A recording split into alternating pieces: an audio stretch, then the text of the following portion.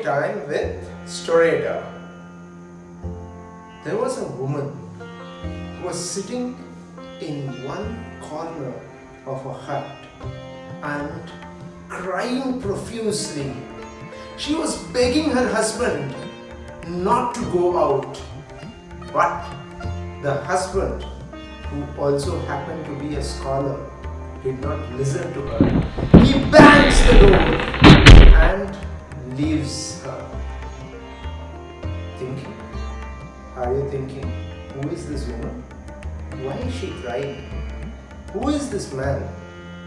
To know all these things, you would have to wait for a little more. In the same town, there was a saint sitting in a small hut, and with the light coming from a small lamp, he was writing on palm leaves.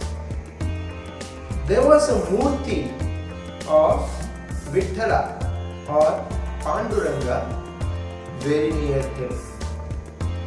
This man is none other than Santh Eknath, one of the greatest bhakti saints, bhakti poets of India from Maharashtra.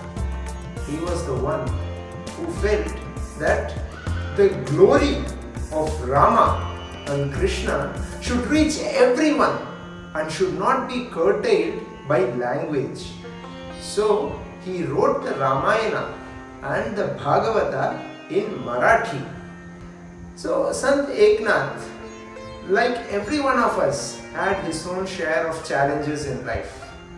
The difference between great men and us is that when we face some challenge, we blame everyone, starting from our destiny, to our parents, to the situation and whatnot.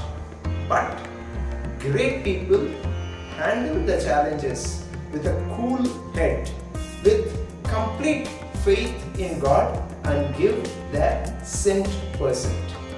That is how even Sant Eknath was leading his life. Now, what is the problem or challenge that Sant Eknath was facing? Sant Eknath had a daughter, and he got her married to a great scholar. Everything was hunky-dory, everything was fine. They were living together very happily. After many years, this scholar got into the company of some bad people. And as a result of that, what started as a one-time thing became a bad habit. He used to go out of the home every evening and indulge himself in things that he should not be doing. The wife was worried. She knew that this has been going on for some time. So she is sitting in one corner of the hut and sobbing profusely, pleading with him not to leave her and go. This man, who was also a scholar, didn't listen. He banged the door and left her. Now she was very worried, and she felt that she needs to take the help of her father. So she goes and visits Sant Eknath and tells him about what was happening in their life. Sant Eknath comforted her and said that Vithala will take care of everything. He gave her the courage and asked her to go to her husband's home. She did the same. After a few days, Sant Eknath asked his son-in-law to come to his home. The son-in-law came. And when the son-in-law came, Sant Eknath said, "Son-in-law, I have one request for you. Can you please do that for me?" The son-in-law said, "Of course, Mama, whatever you say." Then Sant Eknath says that, "See, my daughter, she is not very knowledgeable in either the Vedas or the Puranas or anything else. But you are a scholar. So, can you please read one or two shlokas from the Bhagavad Gita every day before you go out in the evening. He was like, fine, I can do that.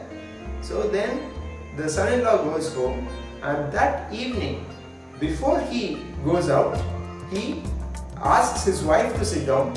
He starts reciting 2 shlokas from the Bhagavad Gita and explains the meaning to his wife. And after that, he just walked away. The wife did not say a word. And the next day, the same thing happened. 2 new shlokas, their meaning, and he walks away. For a few months, this was going on. 2 shlokas every day along with the meaning. And you know what happened after a couple of months? The man felt that whatever he was doing was wrong. He should not be doing that, and he stopped going outside in the evenings. This was the impact that the Bhagavad Gita had on him. In fact, that is why our Shastras say that each one of us should spend some time in reading things which fill our hearts and minds with positivity. Kids, there are wonderful things to be read in our culture. We can read the great stories of the Mahabharata, of the Ramayana, of the Bhagavata, and whatnot. Reading all these things every day would fill us with positivity. If you are not able to read, then continue to watch Storator. We would be coming up with such wonderful stories for you, which will fill you with positivity and take your life in a positive direction. So, we will again meet in the next episode. Until then, Tata, bye-bye.